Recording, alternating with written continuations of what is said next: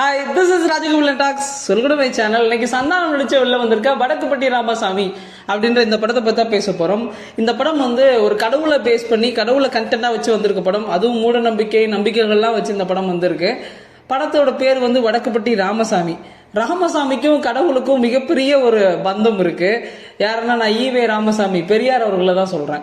Even சந்தானமுமே நாங்கள் வந்து யாரையும் உள்ள மனசுக்குள்ள வச்சுட்டு இந்த ராமசாமின்ற பேர் வைக்கல. நாங்கள் கேர்ஃபுல்லாக தான் வச்சோம். கண்டென்ட் கதை எழுதும் போதே ராமசாமின்ற பேர் நல்லா ஆப்டா இருந்ததுனால தான் வச்சாங்க அப்படின்ற மாதிரி சொல்லியிருக்காரு. ஈவன் படத்துல பெரியார் எங்கேயும் தாக்கமும் படலை. உண்மையிலே அவர் சொன்ன மாதிரி ராமசாமி வந்து ஒரு கேரக்டராக தான் இந்த படத்துல மூவாங்க. பட் இருந்தாலும் நம்ம பேச வேண்டிய கட்டாயத்தில் இருக்கும். ராமசாமி யாரு, கடவுள் மேல நிறைய விமர்சனங்கள் வச்சு பயங்கர பேசு பொருள் ஆக்குன ஒரு பெரியார் ஐயா. ஓகே, பெரியார் மேல நிறைய விமர்சனங்கள் இருக்கு. ஒரு சில விமர்சனங்களை எனக்குமே ஒரு மேல விமர்சனங்கள் இருந்தாலும் ஒரு சில விஷயங்களை நான் பதிவு சொல்ல கடமைப்பட்டிருக்கேன். ரீசெண்ட் டைம்ல நான் நிறைய வீடியோஸ் பார்க்கறேன். அதுல வந்து சொல்றாங்க நிறைய பெரியார் வந்து தமிழ் பேசக்கூடாதுன்னு சொன்னாரு, தமிழோட இலக்கியங்கள்லாம் வந்து வேஸ்ட், அதெல்லாம் போட்டு எரிங்க அப்படின்ற மாதிரிலாம் பெரியார் சொன்னாரு. அந்த அளவுக்கு வந்து தமிழுக்கு ஒரு வெறுப்பை உருவாக்கின ஒரு ஆள் தான் வந்து பெரியார் அப்படின்ற மாதிரிலாம் சொல்லுவாங்க. சிம்பிள், பெரியாரை வந்து நீங்க ஒரே பெரிய மாமேதை பயங்கரமான அவர் ஒன்றும் டாக்டரேட்டோ அவ்வளோ ஆள்லாம் கிடையாது, சாதாரண மனுஷன். ஓகேங்களா? நீங்க வந்து நான் பெரியார் எப்படி பாக்குறேன்னா எங்க தாத்தாவை பாக்குறேன். என் ஃபேமிலியில நானும் எங்க அண்ணனும் தான் ஃபர்ஸ்ட் ஜென்ரேஷன் படிக்கிறோம், அவங்களாம் படிக்காதவங்க. அப்போ பெரியாரை வந்து நான் எங்க தாத்தாவா பார்க்கும்போது அவர் சொல்றாரு, டே தமிழ்ல படிக்காதடா, இங்க ஒன்றும் வேலையே கிடைக்க மாட்டேது, நல்லா இங்கிலீஷை கத்துக்கோ, லைஃப்ல பெரிய ஆளாவு அப்படின்னு சொல்றாரு. கரெக்டு தானே, நான் அதை ஏத்துக்கிறது தானே செய்யணும். நம்ம அதை அப்படிதான் பார்க்கணும். நானும் தமிழ் தான், எனக்குள்ளே தமிழ் உணர்வு இருக்குதான், அதுக்காக இங்கிலீஷ் அட்லீஸ்ட் தான் இம்பார்ட்டன்ட். நான் வந்து ஒரு பெரிய மில்லியனர் ஆகணும், குரோர்பதி ஆகணும்னா இங்கிலீஷ் தெரியாம நான் ஆக முடியுமா? முடியாதுல்ல. அதானே இது பிராக்டிக்கல். அது தானே நம்மளுடைய பார்வை வந்து அந்த அளவுக்கு விசால பார்வையா இருக்கணும்ன்றத பெரியார் கொடுக்குறாரு. அதுவும் என் தாத்தாவே அந்த மாதிரி ஒரு அட்வைஸ் பண்ணியிருக்காருன்றது எனக்கு மிகப்பெரிய ஒரு விஷயம் தான் அது. ஸோ நான் அப்படிதான் பெரியாரை பார்க்குறேன். ரொம்ப ரொம்ப குறுகிய பார்வையில் ஒரு ஏழை தாத்தா அப்படி நீங்க அந்த ஆங்கிள் நீங்க யோசிச்சு பார்த்தீங்கன்னா அவர் சொல்ற விமர்சனங்களும் அவர் சொல்ற விஷயங்களும் ரொம்ப சிம்பிளா ஈஸியா புரியக்கூடிய விஷயம் தான். அதை போட்டு காம்ப்ளிகேட் பண்ணி ஒரு வெறுப்பை உருவாக்காதீங்க. அது என்ன கண்டென்ட் சொல்ல வந்தாருன்றத இப்ப இருக்க இளைஞர்களுக்கு புரிய வச்சாவே போதும். Okay, back to the cinema. Okay, இந்த வடக்குப்பட்டி ராமசாமி எப்படி இருந்தது? ஈவன் சந்தான படம் பொதுவாக வந்து பயங்கர காமெடி ஹீரோ அவரு. நம்ம அப்படிதான் அவரை பார்க்குறோம். ஈவன் நான் லாஸ்ட்டாக 80s பில்டப்புக்கு போயிட்டு கொஞ்சம் டிசப்பாயின்மெண்டா அந்த வீடியோ நான் படம் பார்த்துட்டு ரிவ்யூவே பண்ணலை. இந்த படத்தில் என்னத்தை பேசுறது அப்படின்னு சொல்லிட்டு நான் ரிவ்யூவே பண்ணலை. பட் இந்த படத்தை நான் பேசி ஆகணும். ஏன்னா படத்தில் காமெடி இருக்கு. எப்போ இருக்கு அப்படின்னா படத்தில் செகண்ட் ஹாஃப்ல தான் காமெடி இருக்கு. அதுலேயும் அந்த லொல்லு சபா சேசு சார், அவர் இதுக்கு முன்னாடி இருக்க படங்கள் எல்லாம் அப்பப்போ தான் வந்து சந்தானம் படத்தில் இடையில சின்ன சின்ன கேரக்டர் தான் இருக்கும். இந்த படத்தில் சந்தானம் அவர்கள் கூட ஃபுல்லாகவே டிராவல் ஆவார். அவருடைய காமெடி சென்ஸ் செம்மையாக இருந்தது. அதுவும் செகண்ட் ஹாஃப்ல ஒரு பரதநாட்டியம் ஒன்று ஆடுவார். அல்ட்ரா காமெடி அதெல்லாம் பயங்கரமாக இருந்தது, சமஜாலியாக இருந்தது. ஈவன் ஃபர்ஸ்ட் ஹாஃப்ல கொஞ்சம் வலுவலன்னு போட்டு இழுத்துட்டு இருப்பாங்க. இந்த படத்தில் வந்து நீங்கள் வந்து சந்தானம் பொதுவாக பேசிக்கிட்டே இருப்பார், கவுண்டர் கொடுத்துட்டே இருப்பார்.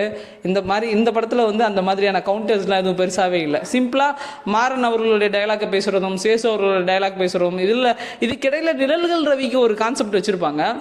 அவருடைய கான்செப்ட் காமெடிலாம் எனக்கு எப்படி புரிஞ்சதுன்னா, எனக்கு காமெடி புரிஞ்சிருச்சு. காமெடி புரிஞ்சாலும் இன்னும் ரொம்ப நேரம் அந்த காமெடி ட்ராவல் ஆகிட்டு இருக்கு. அந்த மாதிரி இருந்தது. ஒரு விஷயம் திரும்ப ரொம்ப போயிட்டு இருந்தது. அப்புறம் ஒரு கன்னிவெடி கான்செப்ட் இருக்கும். அப்போதான் மொட்டை ராஜேந்திரன் சார்லாம் வருவார். அந்த காமெடி எல்லாமே நல்லா இருந்தது. செகண்ட் ஹாஃப்ல ஓரளவு சீரியஸ்லி செகண்ட் ஹாஃப் கொஞ்சம் காமெடியா ஃபன்னா போகும். அந்த படத்துடைய கண்டென்ட் என்னன்னா, ஹீரோ வந்து கடவுள் நம்பிக்கை இல்லாத ஒரு ஆளு திடீர்னு ஒரு ஆக்சிடென்ட்ல பீப்புள்லாம் ஒரு இடத்த பார்த்து இவர் தான் கடவுள், ஐ மீன் அந்த இடத்த வந்து கடவுள் நம்ப ஆரம்பிச்சிருவாங்க. இதோட பைத்தியக்காரத்தனமா நம்புறானுங்க, இதை வச்சு காசு பண்ணலாமே அப்படின்னு சொல்லிட்டு அதை காசு பண்ணுவாரு. அது காசு பண்ணும்போது அந்த இடத்துல வந்து ஒரு பிரச்சனை வந்துடும். அந்த பிரச்சனையில கோயில் இழுத்து மூடப்பட்டுரும். அதனால அவரோட இன்கம் வந்து ஸ்டாப் ஆயிடும். திரும்ப அதை எப்படிலாம் போராடி அதை திறந்தாரு அப்படின்றதான் படம். நான் படத்தை பெருசாக பேசல, பட் இவ்வளவுதான் படம். படத்தில் எல்லாமே நல்லா இருந்தது. இந்த படம் வந்து முழுவதுமாக நம்ம காமெடிக்காக தான் பார்க்குறோம். அதை தாண்டி அவங்க ஏதாவது கருத்து சொல்லியிருந்தாங்கன்னா மகிழ்ச்சி. பட் அப்படிலாம் ஒன்றும் பேசப்படலை. கடைசியில் கடவுள் இருக்கு அப்படின்ற மாதிரி ஒரு விதமான ஏதோ சக்தி இருக்குப்பா அப்படின்ற மாதிரி முடிச்சிருவாங்க. நான் ஒரு விஷயம் சொல்லணும்னு ஆசைப்படுறேன். கடவுள்ன்றது யாருன்னா, ஒவ்வொருத்தவங்களுக்கும் ஒவ்வொரு மனுஷனுக்கும் ஒவ்வொரு மதத்துக்கும் ஒரு கடவுள் இருக்கு. அதுலேருந்து நம்ம ஓரலாக பார்த்தாவே தெரியுது இது எல்லாமே அவங்களுடைய நம்பிக்கை தான் கடவுள் இல்லையா? எந்த சயின்டிஸ்ட்டுமே கடவுள் இருக்காரா இல்லையான்ற கேள்விக்கு தெளிவான பதில் சொல்லவே மாட்டாங்க, சொன்னதும் இல்லை. ஏன்னா ஒரு சாதாரண மனுஷனால நம்பிக்கை இல்லாமல் வாழ முடியாது. ஏதோ ஒரு விதத்தை நம்பணும். கடவுள் இல்லைன்னு சொல்றவங்ககிட்டையும் நம்பிக்கை இருக்கு, கடவுள் இல்லைங்கிற நம்பிக்கை இருக்கு, கடவுள் இருக்குன்னு சொல்றவங்ககிட்டையும் இருக்குன்ற நம்பிக்கை இருக்கு. ஸோ ஒரு ஹியூமன் எப்படி சர்வே ஆவான்னா அவனுடைய பிலீவ்ஸ்ல தான் சர்வே ஆகிறாங்க.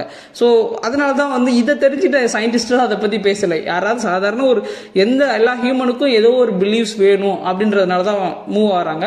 ஸோ ஒவ்வொருத்தவங்களும் அவங்களுடைய பிலீவ்ஸை நோக்கி நகர்றாங்க. ஸோ அவ்வளவுதான் கடவுள் is nothing but just a belief. நீங்க எவ்வளோக்கு எவ்வளோ நம்புறீங்களோ பிலீஃப்ஸ் தான் இங்கே எல்லாமே. அதுதான் உங்களை கொண்டு வந்து சேர்க்குது. அதுக்கு நீ கடவுள்னு ஒரு வடிவம் வச்சீங்கன்னா மகிழ்ச்சி. கடவுள்ன்றது ஒரு மனுஷனை நல்லிணக்கத்தோட, அதாவது ஒரு நல்ல மனிதனா இந்த உலகத்துல வாழ்றதுக்கு உருவாக்கப்பட்டது தான் கடவுள்.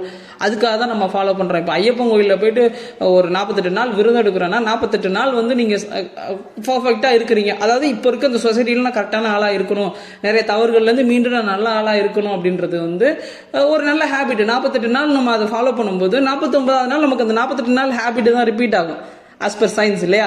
ஸோ அந்த மாதிரி ஒரு மனுஷனா நல்ல மனுஷனா வாழ்றதுக்கு இந்த மாதிரியான விஷயங்கள்லாம் ஒர்க் அவுட் ஆகுதுன்னா அதை ஃபாலோ பண்ணலாம். ஐயப்பங்களுக்கு மாலை போடலாம். அதே மாதிரி தான் முஸ்லீம்ஸ், அதே மாதிரி தான் கிறிஸ்டியன்ஸ். ஸோ அவங்களுடைய ஒரு மனுஷன் நல்ல மனிதனா வாழணும் இந்த சொசைட்டியில் அப்படின்றதுக்கு மதங்கள் மூலியமா நமக்கு உதவி கிடைக்குதுன்னா அதை நம்ம கரெக்டாக ஃபாலோ பண்ணலாம். எங்கே நம்ம கோவப்படுறோம், நமக்கு கடுப்பாகுதுன்னா சில மூட நம்பிக்கைகள், பெண்ணடிமைத்தனம், இதெல்லாம் தான் பேசப்படணும். இந்த மாதிரி விஷயங்கள்லாம் லாஜிக்காக நம்ம ஏற்றுக்க வேண்டிய விஷயங்கள் தான். ஓகே, எனிஹவ் இந்த படம் உண்மையிலே செகண்ட் ஹாஃப்ல கொஞ்சம் நல்லா இருந்தது. நான் இவ்வளோ பேசுனதுனால பயங்கர காமெடி, செம்ம சூப்பரான காமெடி அப்படிலாம் இல்லை. கொஞ்சம் வெறும் காமெடிக்காகவே எழுதப்பட்டு இருக்கும். பெருசாக இல்லாமல் அந்த காமெடி ரொம்ப நேரம் லென்த்தாக இருந்தாலும் கொஞ்சம் லேக் அடிக்கிற மாதிரி இருக்கும் ஃபர்ஸ்ட் ஹாஃபில். செகண்ட் ஹாஃபும் லைட்டாக இருக்கும், பட் ஓகே அப்படின்ற மாதிரி இருக்கும். இன்னொன்று இந்த படத்தில் பேச மறந்துட்டேன். இந்த படத்தில் அந்த Prashanth reviewer, Tamil cinema review, அவர் இந்த படத்தில் நடிச்சிருக்காரு. நிறைய படங்கள் நடிச்சிருக்காரு. இந்த படத்தில் ஒரு நல்ல கேரக்டராகவே எடுத்து பண்ணியிருக்காரு. அவர் ஒரு மூவி ரிவ்யூவராக தான் நமக்கு தெரியும். இன்னைக்கு சினிமாவில் நிறைய பட வாய்ப்பு கிடைக்குது. இன்னைக்கு நம்மளும் ரிவ்யூ பண்ணுறோம், நமக்கு ஒரு நாள் வாய்ப்பு கிடைக்கும்னு நம்புகிறேன்.